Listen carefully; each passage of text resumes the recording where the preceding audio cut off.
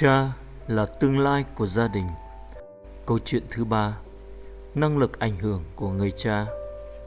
1. Năng lực ảnh hưởng của người cha.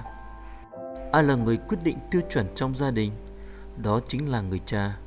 Tiêu chuẩn của một gia đình sẽ được quyết định tùy theo tiêu chuẩn của người cha trong gia đình đó, và tiêu chuẩn của từng gia đình sẽ quyết định đến tiêu chuẩn của một quốc gia. Nếu như tiêu chuẩn của người cha có vấn đề thì tiêu chuẩn của gia đình và cả quốc gia đó cũng không thể nào tăng cao được. Xét đến cùng, những vấn đề nảy sinh từ trong gia đình đều bắt nguồn vấn đề từ của người cha. Vì thế nên nếu như cha được phục hồi thì vấn đề trong gia đình cũng sẽ được phục hồi. Nếu như gia đình được phục hồi một cách khỏe mạnh thì tương lai của đất nước đó cũng sẽ được giữ gìn. Dù kinh tế và giáo dục có phát triển cao đến đâu, nhưng nếu như không xây dựng những hình mẫu người cha đúng đắn trong mỗi gia đình thì dân tộc đó không thể nào có tương lai. Đây chính là tính ảnh hưởng của người cha đối với gia đình. Gia đình phải khỏe mạnh thì mới có thể làm cho xã hội và quốc gia đó khỏe mạnh. Gia đình phải khỏe mạnh thì mới có tương lai. Nếu gia đình không khỏe mạnh thì dù tiền bạc có nhiều đến đâu, địa vị có cao đến đâu cũng đều trở nên vô nghĩa. Gia đình là tổ chức tối cao của con người. Gia đình có trước rồi mới đến hội thánh và trường học. Gia đình phải khỏe mạnh thì đất nước mới có thể khỏe mạnh được. Vị thẩm phán hình sự của tòa án New York, Mỹ có tên là Samuel Leibowitz đã từng nói rằng để giải quyết được vấn đề phạm tội của giới trẻ cần sự nỗ lực của rất nhiều các yếu tố, nhưng sự dạy dỗ và năng lực của người cha là phương pháp căn bản để giải quyết vấn đề này. Điểm chung của những tội phạm có lỗi bất mãn, oán hờn khi ở trong tù đó là họ đều là những người mồ côi cha từ bé. Khi được hỏi về những nguyện vọng và ước muốn cuối cùng, đối với những người ấy, họ đều trả lời rằng họ mong muốn được nghe và nhận được lời nói yêu thương từ người cha của mình. Thế kỷ 21 là thời đại và con người sống trong sự sợ hãi và nguy hiểm bủa vây khắp mọi nơi. Đong đầy trong nỗi sợ hãi không cùng ấy là sự tan vỡ của gia đình. Sự tan vỡ đó có nguy cơ từ rạn nứt và sai lầm trong mối quan hệ của người cha. Những đứa trẻ lớn lên trong những gia đình tan vỡ ấy, hình thành lối sống phóng đãng, không ước mơ, ma túy, rượu, cờ bạc trở thành thú vui, sự giải thoát cho cuộc sống của đời chúng. Không những thế, những đứa trẻ đó còn lớn lên trong việc thiếu sự nhận thức về giáo dục giới tính và xem nhẹ tính mạng con người.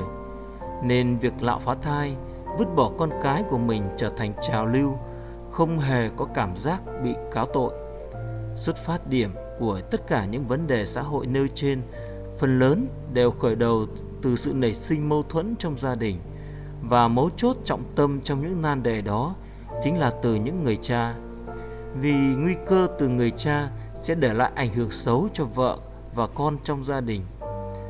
Một trong những nguyên nhân làm cho đế chế Roma sụp đổ đó là sự tan vỡ của gia đình. Một vị học giả có tên Alvin Toffler đã từng nói tiên tri rằng nguy cơ lớn nhất mà nhân loại sống trong thế kỷ 21 phải đối mặt đó chính là sự đổ vỡ của gia đình. Những người làm việc trong trại giam đều làm chứng rằng trong số những tù nhân, khi được hỏi, không có một người nào là không ghét cha của mình. Rốt cục, sự phẫn nộ về người cha chính là yếu tố làm tan vỡ mối quan hệ của con người và gây ra sự tan vỡ trong gia đình. Và đây chính là con đường sản sinh ra những tội phạm cho xã hội. Khi một tù nhân được thẩm vấn về nguyên nhân phạm tội, cô ta cho biết rằng lý do là vì cô ta phẫn nộ và căm ghét người cha của mình. Mối quan hệ mang tính con người đầu tiên là mối quan hệ giữa cha và con bị phá vỡ, nên theo đó mối quan hệ tha nhân cũng bị phá vỡ. Bởi vì mối quan hệ trước tiên mà con người đó chính là mối quan hệ cha con. Trong đó chúng ta thấy được sự ảnh hưởng tốt lành của người cha trong gia đình có tầm quan trọng đến mức nào. Một mặt, người cha sẽ truyền lại và nuôi dưỡng bản tính đúng đắn cho con cái. Nếu như không có cha, đứa trẻ đó sẽ rơi vào sự hỗn loạn trong việc hình thành bản tính. Con trẻ sẽ học từ cha để phân biệt nữ tính, nam tính, và hình thành nên những đặc tính căn bản trong bé trai và bé gái. Con trẻ sẽ nhận biết được sự khác biệt qua hình ảnh của người cha và mẹ. Vì thế cho nên trong gia đình có đầy đủ sự dạy dỗ của cha và mẹ thì con cái sẽ nhận biết được sự thứ tự trong một gia đình cũng như phân biệt bản tính nam, nữ. Nếu như quá nhấn mạnh tính quan trọng của người mẹ trong gia đình thì bản chất giới tính cũng bị bóp méo. Con gái sẽ được đi qua những trải nghiệm đầu tiên và hiểu thế nào là nam tính qua việc gặp gỡ và tiếp xúc với bố. Thông qua người cha, con gái sẽ nhận biết, xây dựng hình ảnh người bạn đời và nảy sinh hy vọng về người chồng tương lai. Bởi vì có đến 75% tính cách nữ được hình thành từ việc nhận ảnh hưởng của người cha. Người cha là người khởi đầu của sự sống và là người có trách nhiệm trong việc dưỡng dục. Đây chính là lý do mà người cha cần ảnh hưởng tốt đến con cái. Kinh Thánh, sách Phục Truyền, đoạn 5, câu 9 đến câu 10 viết rằng: đối với những kẻ ghét ta, ta sẽ vì tội đó tổ phụ tổ tiên và trừng phạt con cháu họ đến 3-4 thế hệ. Ta sẽ làm ơn hàng nghìn thế hệ cho những người yêu mến ta và vâng giữ các điều răn ta.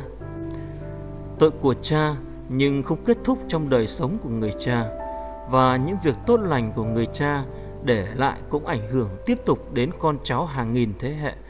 Đây là điều mà tất cả mọi ông bố cần phải nhớ. Với vai trò là con cái, bạn đang giữ mối quan hệ với cha mình như thế nào? Người cha của bạn đang gieo hạt gì và để lại kết quả nào trong đời sống của bạn? Và bạn cũng sẽ gieo hạt gì và mong muốn kết quả gì đối với con cái của bạn sau này?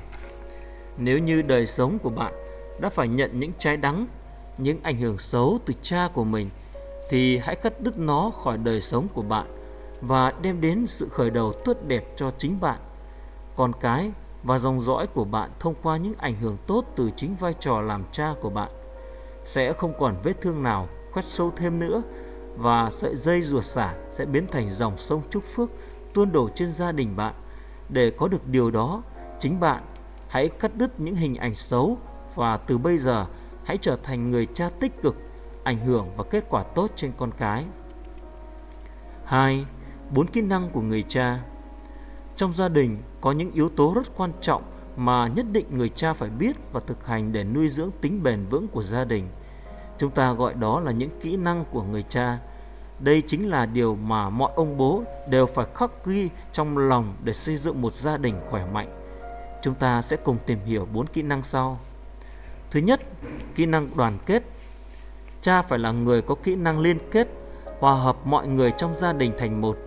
Giống như huấn luyện viên của một đội bóng phải là người có khả năng liên kết sức mạnh đoàn kết của các thành viên trong đội để đạt được kết quả tốt và chiến thắng.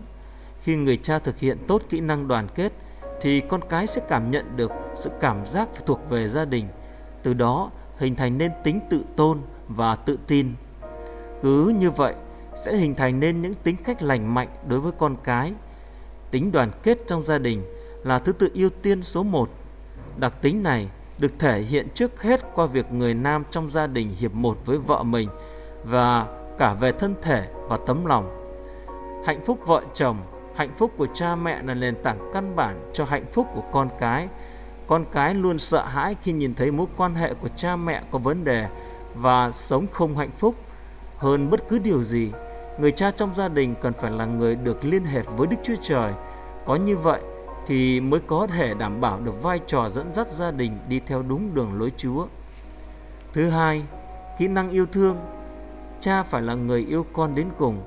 Dù cho tất cả mọi người trên thế gian này chỉ trích, ruồng bỏ đi chăng nữa, thì cha vẫn phải là người cuối cùng tin tưởng, khích lệ và an ủi con. Dù con có sai đến mức nào đi chăng nữa, thì cha cũng không được bỏ con. Cần phải nói với con rằng con là con trai, con gái yêu dấu của cha. Tiếp đó, cha hãy là người chỉ cho con của mình cách đứng lên và con đường phải đi sau sự vấp ngã. Đây chính là cách người cha đang yêu thương và cưu mang gia đình bằng tình yêu của Đức Chúa Trời. Yêu thương chính là việc đồng hành cùng nhau trong quãng đường mỗi người được sống. Thứ ba, kỹ năng dẫn dắt. Cha chính là người dẫn dắt cuộc đời của con.